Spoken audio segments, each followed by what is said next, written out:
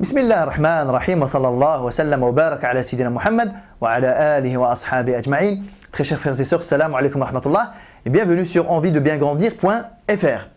Dans cette vidéo, je partage avec vous, Inch'Allah Ta'ala, une réflexion à laquelle j'invite tous les parents.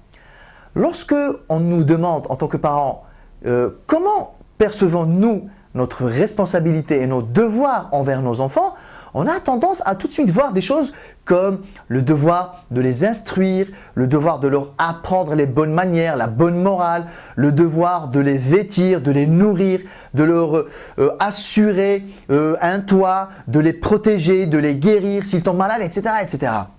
Mais quand on regarde de près, tous ces devoirs-là ne bénéficient pas de la même attention de notre part en tant que parents. Vous conviendrez avec moi qu'un parent aura plus tendance à mettre le paquet, à s'investir davantage, à être sérieux et à être réfléchi et conscient lorsqu'il s'agit d'instruire et d'apprendre des choses à son enfant que de le vêtir ou que de le nourrir. Voilà, nourrir et vêtir, ce sont des choses tellement naturelles, tellement simples, qui ne nécessitent donc pas un effort de notre part. Voilà, il suffit de faire à manger, on appelle les enfants, on s'assoit et on mange. Il suffit d'aller dans un magasin de vêtements, on va acheter des vêtements, l'enfant il va les porter et puis ça s'arrête là. Dans cette vidéo, je reviendrai avec vous sur l'habillement de l'enfant. Et on arrête de croire, Inch'Allah Ta'ala, que la tenue vestimentaire que nous faisons porter à nos enfants, il faut arrêter de croire qu'elle est neutre, qu'elle est anodine. Voilà, j'aurais pu l'habiller de cette manière-là ou de cette manière-ci, ça aurait donné la même chose, ça serait revenu à la même chose. Ce n'est pas du tout vrai. Et là, je vais vous parler de quelque chose que vous connaissez très bien. Vous savez comme moi que l'impact de la tenue vestimentaire sur la perception des gens qu'auront de vous, elle est quand même présente. Prenez l'exemple d'une personne âgée, typée européenne on va dire, elle marche dans une rue et en face d'elle vient un jeune homme, 17, 18 ans, un petit peu brun de peau, habillé avec un survêtement, de préférence avec un petit crocodile dessus, avec des requins dans les pieds et une casquette d'une certaine manière. Vous êtes la mamie, vous êtes la vieille dame, type européen. Qu'est-ce que vous faites là?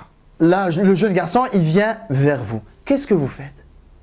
Il est facile d'imaginer que la vieille dame va un petit peu se mettre à l'écart, serrer son sac à main parce qu'elle a peur.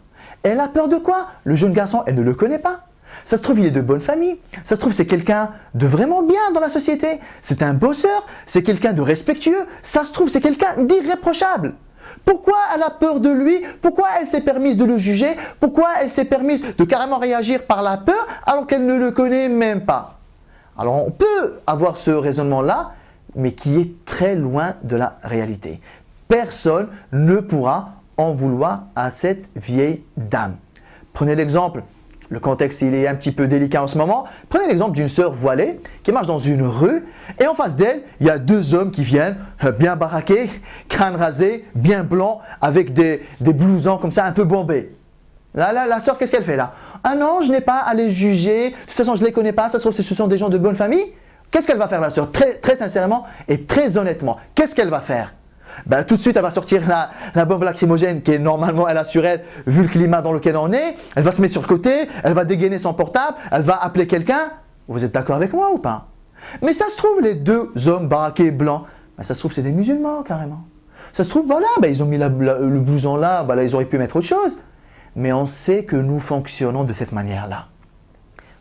Vous regardez une personne sans même la connaître, même en la croisant pour la première fois de votre vie, sans même qu'elle n'échange le moindre mot avec vous, vous allez inférer des choses. C'est humain, c'est un réflexe. On réagit en fonction des stéréotypes que nous avons en tête. Des stéréotypes qui ont été construits à travers longtemps, à travers notre éducation. Je suis désolé, moi je suis la vieille dame, je vois ce jeune garçon là. Ça se trouve il n'est même pas maghrébin, on est d'accord. Ça se trouve il est mexicain. D'ailleurs on a vu même ça le lendemain du 11 septembre aux États-Unis. Il y a plein de commerçants, des gens qui ont des boutiques, des magasins, c'est des latinos, mais qui sont un petit peu typés maghrébins, typés arabes. Ils se sont fait saccager leurs boutiques, leurs magasins, parce qu'on les a confondus avec des Arabes. L'être humain, il est comme ça. Ça se trouve, le jeune garçon n'est même pas maghrébin, mais je suis désolé. Cette vieille dame-là, elle a certainement regardé plusieurs films, elle a certainement regardé la télé, elle a regardé les médias, elle a regardé les infos. À chaque fois qu'on nous a parlé de délinquance, d'insécurité, qu'est-ce qu'on nous a montré? On nous a montré des jeunes garçons habillés de cette manière-là. Donc moi, quand je vois ce garçon-là, j'infère tout ce que je sais du groupe d'appartenance auquel moi je rattache cet individu-là. Pareil pour la sœur. Depuis qu'elle est née, quand elle regarde des choses, des reportages ou des vidéos sur l'extrême droite en Europe, qu'est-ce qu'elle voit? Elle voit des biens blancs, des gens baraqués, des gens avec des bombers, des blousons, des doudounes, voilà. Mais c'est parce que tout ça, c'est inscrit et c'est imprimé dans sa mémoire. La vieille dame et la sœur, elles seraient toutes les deux nées dans une île déserte. La première n'a jamais vu un maghrébin de sa vie, n'a jamais vu un problème d'insécurité, n'a jamais vu un truc de délinquance, n'a jamais rattaché ses tenues vestimentaires à quoi que ce soit comme valeur. Oui, je suis d'accord avec vous. Le jour-là, elle n'aurait pas eu peur de ce jeune. Pareil pour la sœur. Si elle ne sait pas du tout à quoi ressemblent les militants d'extrême droite en Europe, elle va croiser des hommes, elle va dire voilà, j'en sais absolument rien. Pourquoi je devrais avoir peur? Mais ce n'est pas la réalité. La réalité, c'est que nous sommes nés dans une société et nous en avons digéré et nous en avons intériorisé les valeurs et les normes. Et les choses sont catégorisées dans nos esprits. C'est très psychologique. Dans nos esprits, on catégorise les choses. On catégorise les choses et on catégorise les humains. Et on crée des catégories. Les gens qui se comportent de cette manière-là, marchent de cette manière-là, mangent les plats-là, s'habillent de cette manière-là, les gens-là, on va leur coller des caractéristiques. Dès que je vais voir moi une personne qui partage certains aspects de ce groupe-là, par réflexe, je vais lui appliquer toutes les caractéristiques que je sais, que je connais de ce groupe-là. Bon, ça, ce n'est pas approuvé. Vous le savez, dans un entretien d'embauche, vous le savez partout, on nous juge d'abord sur notre extérieur. Et parmi l'extérieur, il y a la tenue vestimentaire. Mais dans cette vidéo, je ne vais pas vous parler de l'impact de notre tenue vestimentaire sur la perception que les gens ont de nous. Dans cette vidéo, je vais vous parler de l'impact de la tenue vestimentaire sur soi. La manière dont moi-même je m'habille, la manière dont on m'a habillé pour être plus précis, va influencer un certain nombre de choses en moi-même. Je ne parle pas encore du regard de la société sur moi. Je parle clairement de la perception que j'ai de moi-même. Prenez un enfant que vous allez habiller de certaines manières. Vous êtes des parents, vous avez un enfant, vous avez un garçon, vous avez une fille, vous les habillez d'une certaine manière. Est-ce que la tenue vestimentaire de vos enfants est neutre? Est-ce qu'elle est anodine? Est-ce qu'elle ne veut rien dire? Est-ce que ce sont juste des vêtements ou alors ce sont des vêtements porteurs de valeurs, porteurs de croyances, porteurs d'attitudes et de manière de vivre en société? Alors c'est simple, vous prenez vos enfants, vous les habillez et vous demandez à des adultes, tiens voilà, regarde mon fils comment il est habillé, il te fait penser à qui? Il te fait penser à quoi? Vous allez voir que les gens ils ont des réponses. Tu sais ton garçon comme il est habillé là, moi ça me fait rappeler un rappeur. Tu vois ton fils comme il est habillé là, voilà, la première chose qui m'est venue à l'esprit, ce sont les jeunes qui vendent de la drogue dans le quartier. Moi quand je vois ton garçon, la première chose à laquelle je pense, c'est une star, un joueur de foot. Ta petite fille, dès que je l'ai vue, tu sais quoi? La première chose à laquelle j'ai pensé à la Star Academy. J'ai pensé à ci, j'ai pensé à ça. Pour dire qu'en fin de compte, la tenue vestimentaire, elle est porteuse de valeurs. Et malheureusement, ou heureusement, ça dépend comment on va se passer, et ça on va le voir tout de suite après, cette tenue vestimentaire, soit vous allez la subir, et elle va faire de vos enfants ce que vous n'aimeriez pas du tout qu'ils soient, soit elle va faire de vos enfants, elle va contribuer en tout cas à faire de vos enfants ce que vous aimeriez qu'ils soient. Vous prenez un enfant qui, par exemple, il est habillé avec un bas de survêt, avec une casquette, avec un haut de foot, je suis désolé. Le premier impact, vous savez, il est à quel niveau ici? Il est au niveau de la construction identitaire de l'enfant. Moi, je suis un enfant. On m'a habillé de cette manière-là. On m'a mis un bas de survêt. On m'a mis un maillot de foot. Et on m'en a acheté tout plein. Et on m'a acheté des jeux de foot. Ça développe carrément un culte de ça. J'ai plusieurs maillots. J'ai le maillot intérieur. J'ai le maillot extérieur. J'ai le maillot demi-manche. J'ai le maillot manche longue. Moi, si j'ai grandi avec ça comme tenue vestimentaire, le premier impact que ça a, c'est que je vais moi me percevoir comme étant quelqu'un de proche du milieu du foot. Je partage déjà leur tenue vestimentaire, bah ça va. Il manque juste que je partage les autres valeurs qui sont les leurs. Si je suis habillé d'une certaine manière qui va rappeler un petit peu le milieu du rap, le milieu de la musique, je grandis avec comme valeur ces gens-là, ce groupe-là. Le premier impact, c'est que ça inscrit l'enfant dans un groupe d'appartenance. Un groupe d'appartenance qui a peut-être échappé à la conscience des parents. Au début, les parents, lorsqu'ils ont acheté un bas de survêt et un maillot de foot, ils ne se sont pas imaginés dans leur esprit que en faisant ça, je suis en train de faire de mon enfant quelqu'un membre du groupe d'appartenance des joueurs de foot ou du milieu du foot. Mais voilà, j'y ai pas réfléchi, voilà, c'est un bas de survêt, j'ai même pas fait attention à ça. Mais l'impact, il est là, il est réel. L'enfant construit un lien d'intimité, un lien identificatoire avec le milieu de foot. Après maintenant, si les parents ils se satisfont du milieu du football et que pour eux, les valeurs qui y sont véhiculées, ça va, elles ne dérangent pas trop l'éducation qu'ils donnent à leurs enfants, pas de problème. Mais on veut juste que la chose soit faite consciemment. Est-ce que, comment je suis en train d'habiller mon enfant, est-ce que ça va le pousser à appartenir à un groupe dans lequel je n'aimerais pas le voir, ou alors ça va le pousser à appartenir à un groupe où j'aimerais le voir. C'est ça qui est déterminant. Pareil pour le rap, pareil pour les filles. On sait qu'il y a eu ces dernières années, on va dire, une escalade du martèlement médiatique de divertissement à la télé, avec toutes les émissions de télé-réalité. On nous ramène des gens qui deviennent des icônes, des idoles, qui deviennent des modèles pour nos enfants. Ben, qu'est-ce qu'on constate? Ben, que les petites filles ont tendance à s'habiller comme ça. On n'a jamais vu autant l'explosion des vêtements moulants, des slims, des leggings, etc.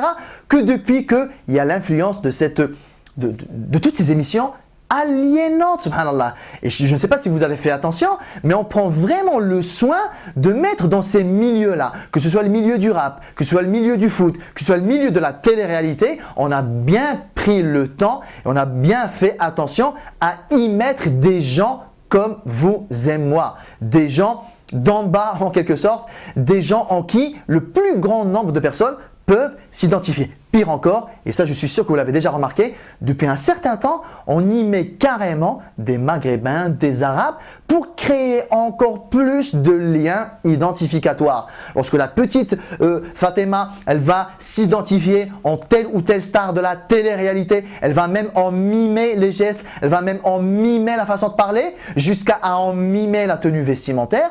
Mais où va-t-on, quoi? On a envie de dire aux parents. Des tenues vestimentaires que ce sont les parents eux-mêmes qui ont acheté à leurs enfants. Donc ça, c'est quelque chose de très important. Le premier impact, il est au niveau de la construction identitaire.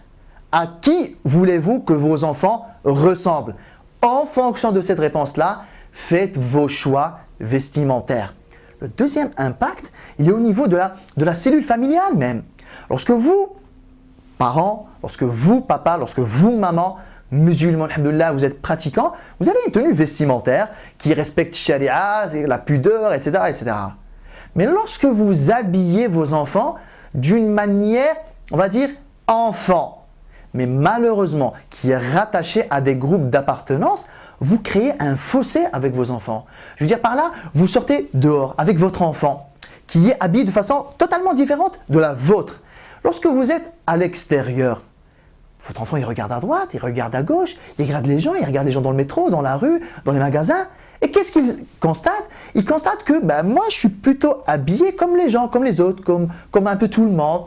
Mais je ne suis pas du tout habillé comme mon père ou comme maman pour la petite fille. Du coup, on crée un fossé et on crée un lien. Et c'est pas bon du tout. Parce que qu'on le veut ou non, le premier modèle éducatif pour les enfants sont les parents. Et si maintenant les enfants ne considèrent plus leurs parents comme des modèles identificatoires, ils vont se trouver ces modèles-là à l'extérieur. Parce que la première proximité qu'ils ont avec les gens, c'est une proximité vestimentaire. Et à ce moment-là, l'enfant, c'est vrai, je porte le même nom de famille que mon père, c'est vrai que j'ai quand même des valeurs comme papa et comme maman. Non mais concrètement, lorsque vous avez un enfant qui est très jeune, en bas âge, lorsque vous avez un enfant qui est très jeune, lui, il ne peut pas faire tous ces raisonnements-là. Il ne peut pas dire oui, ce qui me différencie de mes parents, c'est juste la tenue vestimentaire, sinon ouais, c'est ok pour tout le reste. L'enfant n'a pas encore développé et acquis cette pensée abstraite. L'enfant, jusqu'à un certain âge en tout cas, il est quasiment uniquement que dans le concret. Et le concret, c'est que, non, moi je me regarde, le concret, c'est que je suis habillé comme lui, je ne suis pas habillé comme papa, je ne suis pas habillé comme maman. Le concret, c'est ça. Et suite à ce concret, je déchus en quelque sorte. C'est ça qui est grave. Je déchus en quelque sorte mes parents de leur statut de modèle. Mon père n'est plus celui à qui j'ai envie de ressembler, maman n'est plus celle à qui j'ai envie de ressembler. Mais alors, quand on est 5 ans, 6 ans, 7 ans, 8 ans, c'est pas extrêmement dramatique. Mais la réalité, c'est que ça contribue à quoi? Vers 10 ans, 11 ans, là, on est sur la porte de la puberté. Vous avez des parents qui vont commencer à s'alarmer. Écoute, je ne sais pas comment faire avec ma fille, quoi. Elle a 10 ans, elle a 11 ans, elle veut toujours pas lâcher l'affaire avec ses slims, elle veut toujours pas lâcher l'affaire avec ses leggings, etc. Je lui explique que nous, les musulmans, c'est pas trop notre tenue. Mais attendez, ce n'est pas trop notre tenue. Ce qui montre bien qu'il y a une tenue. Il y a une tenue qui renvoie au groupe des musulmans. Ce n'est plus trop notre tenue. Mais un enfant qui a grandi avec une tenue vestimentaire qui le rattache à un autre groupe, comment voulez-vous qu'une fois arrivé à la puberté, on lui dise tu sais, dorénavant, tu arrêtes de t'habiller de cette manière-là, maintenant tu vas rejoindre maman, tu vas rejoindre papa dans notre groupe d'appartenance à nous. Deuxième impact, il est à ce niveau-là. Premier impact, c'est que ça va rattacher l'enfant aux gens, donc il va grandir avec ça, et ça on le voit, à chaque fois l'occasion m'en a été donnée, je l'ai fait. Lorsque je demande à des jeunes garçons par exemple, tu sais, qu'est-ce que tu as envie de devenir quand tu seras grand? Les réponses que les enfants donnent sont influencées aussi par la tenue vestimentaire, indirectement le groupe d'appartenance. Les garçons, aujourd'hui, on est dans un monde où, quand je pose la question à des jeunes garçons, j'ai quasi systématiquement la même réponse. Je veux devenir joueur de foot professionnel. Pourquoi? Parce que le groupe d'appartenance des joueurs de foot professionnels, c'est le groupe auquel je m'identifie le mieux. Tiens, je connais tous les joueurs par cœur, j'ai tous les maillots, j'ai ça, j'ai ci, j'ai ça. Et en fait, on ne s'en est même pas rendu compte. En habillant nos garçons de cette manière-là, on les a rattachés à ce groupe-là. Deuxième impact, c'est que ça déchue les parents de leur statut, de leur emplacement de modèle identificatoire pour l'enfant. Alors là, j'ai parlé de ce qui se passe du côté de l'enfant. Il grandit en étant rattaché à ce groupe-là. Il grandit en ayant déchu ses parents de leur place de modèle. Je n'ai pas parlé de l'impact que ça a sur l'enfant du point de vue du regard de la société sur lui. C'est évident. J'ai commencé cette vidéo-là en vous rappelant que notre tenue vestimentaire influence la perception que les gens ont de nous. Ça veut dire si moi, je ne veux pas que mon enfant appartiennent au groupe des rappeurs, au groupe des gens qui sont dans le milieu de la musique, du cinéma, du spectacle. Je ne veux pas que mon enfant traîne et fréquente ces gens-là. La tenue vestimentaire, c'est un des barrages dont je peux me servir. Ou alors, c'est une des arnaques dans laquelle je vais me faire avoir. Si mon enfant est habillé exactement comme ce milieu-là, il va attirer ce milieu-là dehors, dans la société, à l'école.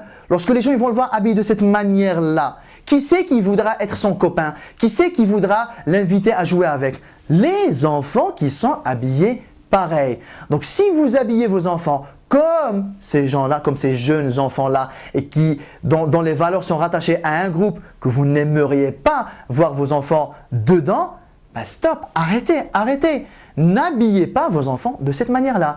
Et ça, c'est quelque chose que nous avons personnellement déjà constaté. Un enfant qui est habillé en dehors de la norme de tel ou tel groupe, il est de fait rejeté par le groupe. Je veux dire par là, vous avez un enfant qui est habillé avec un petit pantalon en velours, une petite chemise à carreaux et un pull en col V.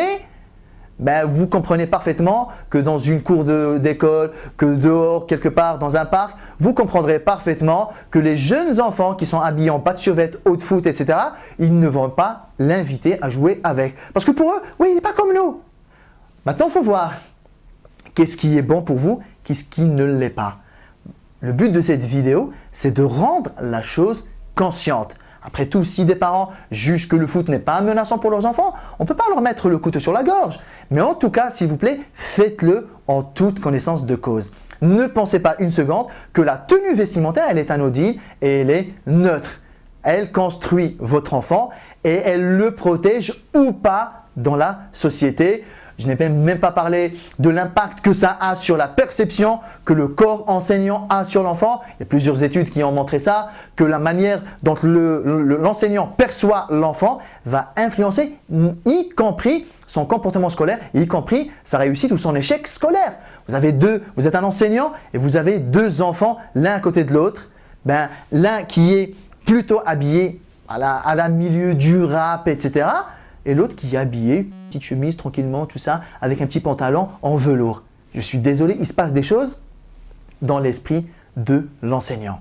Mais ça, ce n'est pas quelque chose sur lequel je voulais m'arrêter aujourd'hui, plutôt la construction identitaire de vos enfants. C'est soit en la faveur d'un épanouissement, soit c'est en faveur de ce que vous aimeriez voir vos enfants faire une fois devenus adultes, soit c'est en défaveur de tout ça. En tout cas, faites-le en toute connaissance de cause. Je termine cette vidéo avec une anecdote assez surprenante et assez spectaculaire même, qui concerne l'un des plus grands imams de la communauté musulmane, l'imam Malik, rahimahullah ta'ala. Lorsqu'il était enfant, un petit peu comme tous les enfants de son âge, il est parti à la mosquée pour apprendre un peu Coran, un peu d'arabe, de grammaire, d'éloquence, de hadith, etc. Mais au début de sa carrière scientifique, si j'ose dire ça comme ça, ce n'était pas un bon élève, il n'avait pas une bonne mémoire, il n'apprenait pas réellement, il n'était pas assidu. Bref, il était ce qu'on peut appeler un pas bon élève. Jusqu'au jour où il a provoqué l'irritation de son père qui, en s'emportant, il lui a dit « Écoute-moi Malik, au vu de ton investissement, au vu de la situation actuelle de ton apprentissage, sache que ça, ce n'est pas fait pour toi. Tu ne deviendras jamais un érudit, un savant. » Le genre de remarque que nous sommes nombreux à avoir entendu de la part de nos proches, de nos familles, de nos parents peut-être, qui est rabaissant, qui est démotivant. Sauf que la maman de l'imam Malik, rahimahumallah, elle a rectifié le tir. Lorsque Malik a demandé à sa maman, en gros, est-ce que c'est vrai ce que papa il dit? Est-ce que je suis un bon à rien? Est-ce que je suis condamné à ne jamais rien apprendre?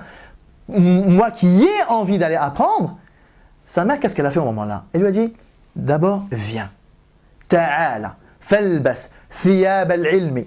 Viens et porte sur toi, habille-toi, vêtis-toi avec les habits, avec les vêtements de la science et des savants. Imam Malik, rahimahullah, vous savez ce qu'il dit? Il dit, quand elle m'a appelé, elle m'a mis un beau tissu sur moi-même, quelque chose de cher, quelque chose de très noble. Ensuite, elle a mis par-dessus une bourda, une sorte de cape, une sorte de silham.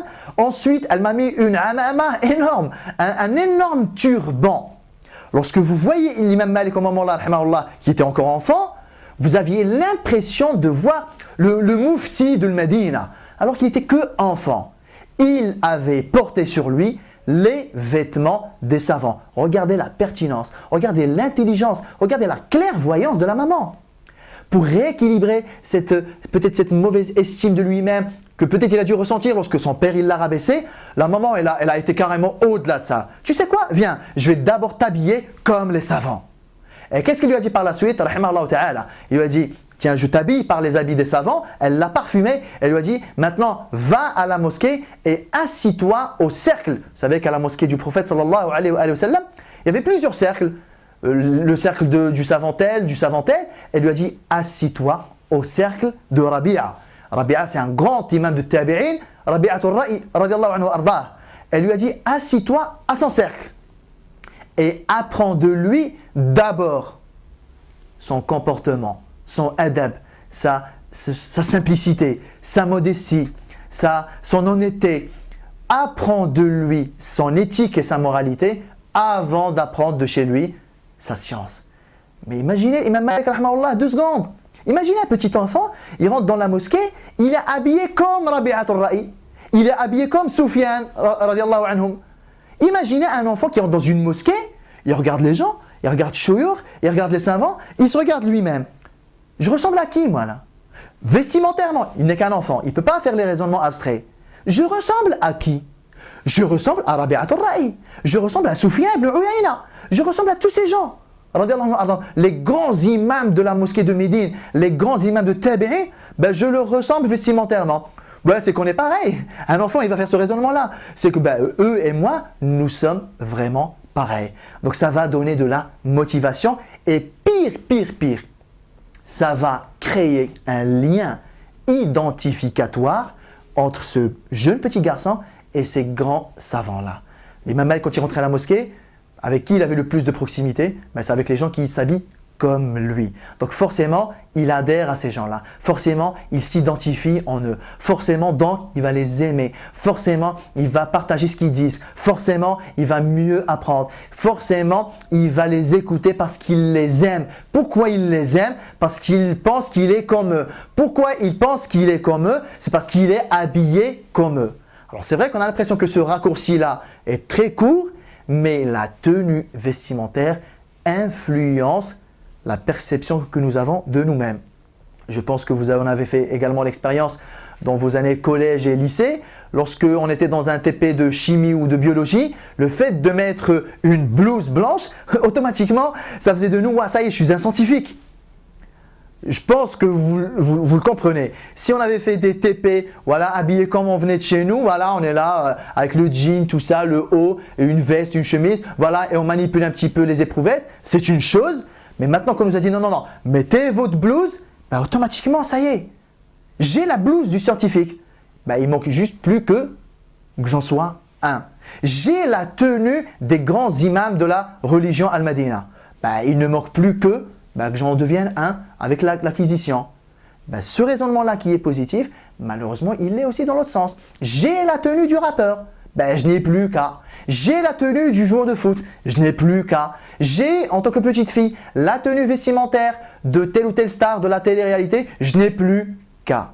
Alors aujourd'hui, j'ai fait cette vidéo pour nous alerter et nous appeler à cette réflexion-là. S'il vous plaît, ne considérez plus jamais la tenue vestimentaire de vos enfants comme quelque chose de neutre, comme quelque chose d'anodin, mais c'est soit un allié pour vous, c'est un atout sur lequel vous allez pouvoir vous appuyer comme la maman de l'imam Malik, rahimahumullah, soit c'est quelque chose dont le contrôle va vous échapper et ça va malheureusement influencer l'identité de vos enfants, ça va influencer leurs croyances, leurs valeurs et ça va influencer le groupe de référence, le groupe d'appartenance qui va être le leur une fois devenus adultes. Wallahu ta'ala a'lam. Wa sallallahu sallam wa barak ala sayyidina Muhammad wa ala alihi wa ashabihi ajma'in. Je vous retrouve à bientôt, inshallah ta'ala, dans une autre vidéo.